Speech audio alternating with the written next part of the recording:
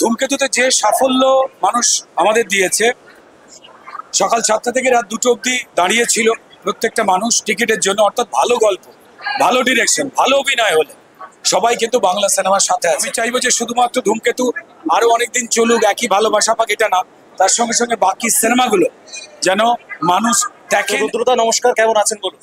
ভালো আছে। তো বহুরূপে আমি ট্রেলারে আপনাকে দেখিনি, তো আজকে কি শুধুই সিনেমাকে সাপোর্ট করতে আসে নাকি ছবিতেও আছেন? আমার মন এটা জানতে চাইছে। না, এই সিনেমাতে আমি নেই, কিন্তু যেটা হয় সেটা হচ্ছে যে আমাদের একটা কোনো সিনেমা সেটা লঞ্চ হওয়া মানেই টলিউড ফিল্ম ইন্ডাস্ট্রি সেই লড়াইয়ে অংশ নেয়।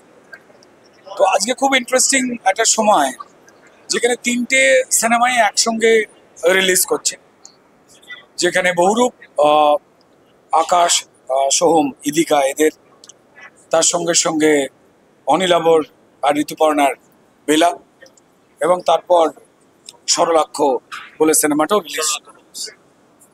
রিলিজ করছে, তো ঋষভদের।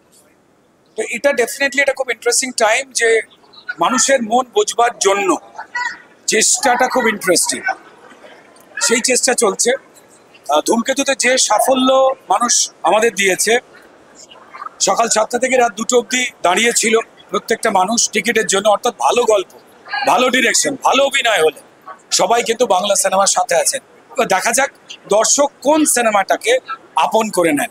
আমি চাইবো যে শুধুমাত্র ধূমকেতু আরো অনেকদিন চলুক, একই ভালোবাসা পাক, এটা না, তার সঙ্গে সঙ্গে বাকি সিনেমাগুলো যেন মানুষ দেখেন, এমন গল্প তারা নিয়ে আসুন।